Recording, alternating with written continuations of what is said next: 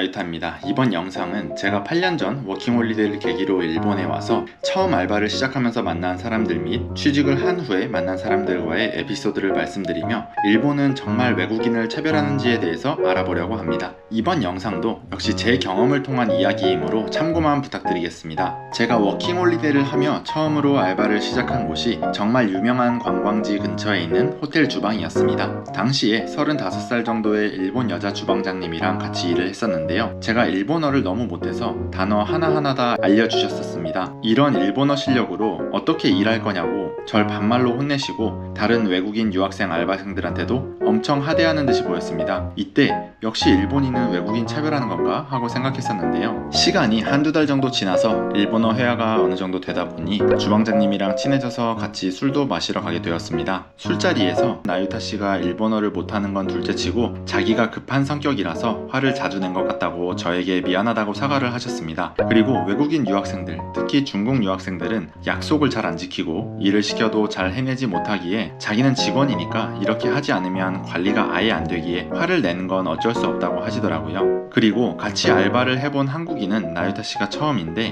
호텔을 생각해서 쉬는 날에도 전화하면 나와주고 시간 약속을 잘 지키고 시키지 않아도 솔선수범하는 걸 보면서 한국인들은 정말 일 열심히 하는구나 라고 생각했다고 하셨습니다. 여기 호텔의 주방에서 일한 경험을 통해서 저는 일본에서 외국인이어서 차별당하는 것은 없고 언어 능력이 부족한데 일까지 열심히 하지 않으면 당연히 차별받을 수도 있겠구나 하고 생각했습니다. 두 번째로 알바한 곳은 전통 일식집 서빙 알바였는데요. 직접 가게에서 물레 같은 기계로 소바면을 뽑는 전통 있는 가게였습니다. 이 가게는 모두 일본인 점원뿐이었고 저 혼자 외국인이었는데요. 메뉴의 종류가 소바와 돈부리, 튀김, 생선까지 정말 많은 곳이었습니다. 그리고 손님에게 주문을 받으면 주방에 에도 시대에 사용했던 일본어로 주문을 전달해야 하는 진짜 일본에서도 잘 볼 수 없는 신기한 가게였는데요. 옛 일본말은 지금도 이해할 자신이 없을 정도로 어려웠습니다. 그래서 거의 매번 직원, 알바생분들에게 여쭤보면서 일을 했기에 모두에게 민폐를 끼치는 것 같아서 너무 죄송했는데요. 하지만 점장님은 가게에서 일하는 모든 직원에게 나유타상이 앞으로 문제없이 일본어를 잘 할 수 있게 협력하는 것이 여러분들의 일입니다 라고 말씀해 주셨는데요. 그때 점장님이 이야기하신 장면은 지금도 눈에 생생합니다. 당시에는 일본에 온 지 얼마 되지 않아서 아주 외로웠을 때여서 직원분들 모두 있는 앞에서 눈물을 흘렸던 기억이 납니다. 그렇게 이 가게에서 일본어를 배우면 일본에서 살아남을 수 있다고 생각하며 정말 이악 물고 열심히 일했는데요. 이 가게의 점장님이 매번 일본 생활에서 힘든 일은 없는지 물어봐 주시고 제가 이사를 할 때에도 만약 일본인 보증인이 없다면 자기가 보증인이 되어줄 테니 필요하면 말하라고 말씀해 주시고 제가 당시에 취직 준비가 잘 되지 않는 것을 다른 알바생을 통해서 들으셨는지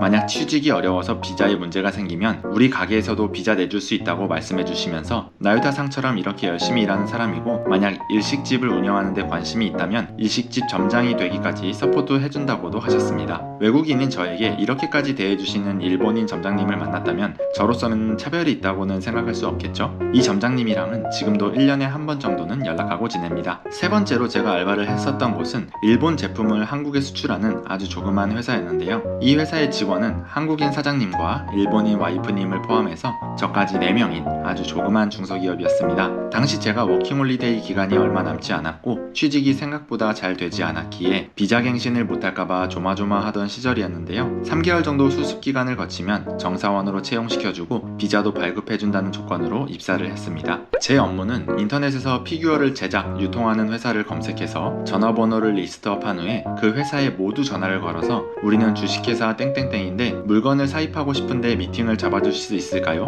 라고 신규 셀러를 찾는 일과 한국에서 일본의 피규어를 대량으로 구매할 바이어를 찾는 전형적인 사장님 파워로 돌아가는 중소기업이었습니다. 지금 생각해보면 당시에 제가 하루에 한 건 정도는 신규 미팅을 잡았고 한국 바이어들에게 홍보할 카탈로그도 열심히 만들어서 계약 성사까지 이어지게 할 정도로 꽤 보람차게 일했었는데요. 하지만 이렇게밖에 일 못하면 비자 못 준다며 더 열심히 해야 한다며 사장님이 약간 협박식으로 말했었는데요. 한 명 기준으로의 성과는 잘 됐다고 생각하지만 거의 3명이서 해야 할 일을 혼자서 담당했기에 중소기업 사장님 눈에는 만족하지 못했다고 생각합니다. 일본에서 오히려 한국 사람을 조심해야 한다는 말을 이 회사를 다니면서 믿기 시작하게 된 것 같습니다. 제가 낌새를 알아채고 한 달을 채운 뒤 이 회사를 그만두고 다른 회사로 빠르게 취업 준비를 했는데요. 이 회사 지금 찾아보니 몇 년 전에 폐업한 것 같네요. 지금부터는 회사에 취직하고 나서부터의 이야기를 이야기를 말씀드리겠습니다. 제가 처음 취직해서 비자를 받은 최악의 회사는 이전 영상에서 어느 정도 말씀드렸으니 그 뒤에 이직을 한 회사와 지금 회사의 경우를 말씀드리겠습니다. 제가 처음으로 이직한 회사는 외자계 회사로 일본인이 70%, 외국인이 30% 정도인 일본치고는 외국인이 많은 외자계 회사였는데요. 같이 일했던 외국인 분들이 일본어를 너무 잘했었습니다. 부서에서 제가 일본어를 제일 못했었는데요. 제가 일본어 실력이 많이 부족했기에 일본인 부장님께 일본어로 업무 보고를 잘 못해서 매일같이 혼나고 정말 지적을 많이 받았었습니다. 1년 정도 지난 후에는 일본어 실력도 어느 정도 괜찮아지고 업무도 익숙해져서 쭉 팀 내 성적 상위 5% 안에 들었었는데요.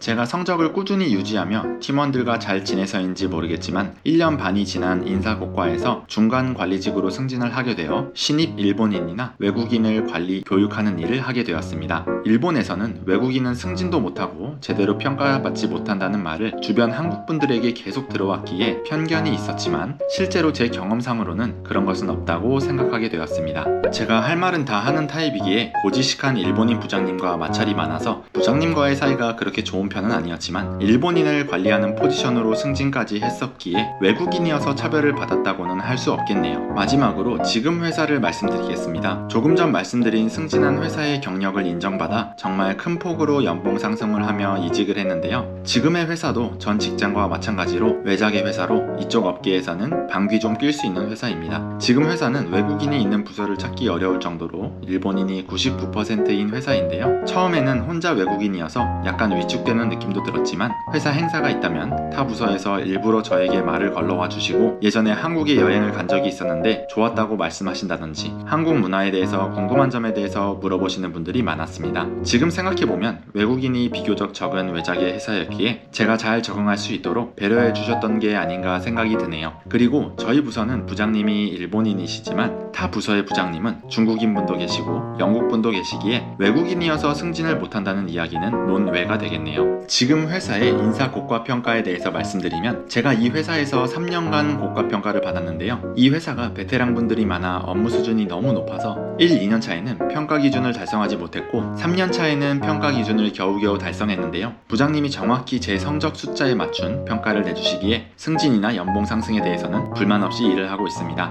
자, 이렇게 지금까지 제가 일본에서 외국인으로서 알바를 할 때와 직장을 다닐 때의 이야기를 말씀드려 보았는데요. 지금부터는 일본 내에서 정말 외국인에 대해 차별이 있는지에 대해 제 경험을 통한 개인적인 의견을 말씀드려 보고자 합니다. 제가 일본에서 살면서 만난 한국인 분들 중 외국인, 한국인이어서 차별을 당한다든지 회사에서 제대로 평가받지 못한다는 분들은 일본어 실력이 부족한 분들이 대부분이었습니다. 일본에 살고 있는 한국인 분들은 약간 자기 능력을 과대평가하는 경향이 있다고 생각하는데요. 일본에서 만약 회사원으로 성공하고 싶다면 당연히 일본어로 일본인을 관리할 수 있는 레벨이 필수이지만 일본에서 회사를 다니고 있고 일상회화에 문제가 없다는 것만으로 자만해서 일본어 공부를 멈추는 분들이 대부분입니다. 사실 일본어가 정말 쉬운 언어가 아닙니다. 일본어가 한국어랑 어순이랑 단어가 비슷하다고 하지만 일본에서 사용하는 표현이 한국과 다른 것들도 많고 상황과 상대방에 따라서 구사 표현이 천차만별로 변합니다. 그렇기 때문에 일본의 기업에서 외국인에게 요구하는 일본어 능력 시험 N1 자격증은 정말 최소한의 자격 조건으로 실제로 요구하는 레벨은 더욱 높다는 걸 꼭 아셔야 합니다. 제가 회사에서 한국인 면접을 할 때 가끔 참석하는데요. N1 자격증이 있다고 해도 회화가 잘 안 되는 분들이나 일본어 표현이 서투른 분들을 정말 많이 보았습니다. 이런 분들 대부분이 자기는 N1 자격증이 있고 일본에 10년 정도 살았으니 일본어에 문제가 없다고 생각하는데요. 제가 볼 때에는 일본 회사에서 일하기에는 터무니없이 부족한 실력인 걸 알지만 직접 얘기하지는 않습니다. 한국도 일본과 마찬가지라고 생각하는데요. 만약 여러분이 회사의 부장님이 된 입장에서 외국인 사원 중에 업무에서 한국어가 정확하지 않고 한국어 표현이 많이 서투르다면 평가 기준이 엄격해지겠죠. 제가 알바할 때도 그렇고 직장을 다니면서도 그렇고 남들이 하기 싫은 일을 도맡아서 열심히 하려고 하고 지금까지도 꾸준히 일본어 공부를 하면서 서투르지 않은 일본어 표현을 사용하려고 노력한 부분들이 축적되어서 지금은 일본에 정착해서 생활할 수 있게 되었다고 생각하는데요. 일본어 실력이 현저하게 부족한 외국인이거나 일본 문화에 적응하지 않고 자기 나라의 문화나 생활 방식대로 살아가는 일본 사회에서 겉도는 외국인분들이 일본에서 외국인이어서 차별을 받는다고 생각하지 않나 하고 생각해 보았습니다. 그렇기에 결론을 말씀드리면 저는 일본 생활에서 단지 외국인이라는 것 때문에 차별을 받은 경험은 단 한 번도 없었다고 말씀드릴 수 있겠네요. 이번 영상은 여기까지입니다. 유학이나 취업 등 일본 생활을 준비하시는 분들, 일본어가 어렵다는 것만으로 포기하려고 생각하시는 건 아니죠? 포기하지 않고 열심히 끊임없이 노력한다면 언젠가 성장해 있는 여러분을 볼 수 있을 거라고 장담합니다. 외국인이어서 차별받는다는 마인드보다는 내가 아직 부족하구나, 더 열심히 노력해야지 라는 긍정적인 마인드로 일본 생활에 도전하셨으면 좋겠습니다. 제 영상에 대한 여러분들의 의견이나 경험이 있으시다면 댓글로 알려주시면 대단히 감사하겠습니다. 이번 영상이 여러분들께 도움이 되셨다면 구독과 좋아요를 꼭 부탁드리며 저희 가족의 생활도 엿볼 수 있는 월 1,000원짜리 멤버십도 확인 부탁드리겠습니다. 다음 영상도 기대해주세요. 마타네.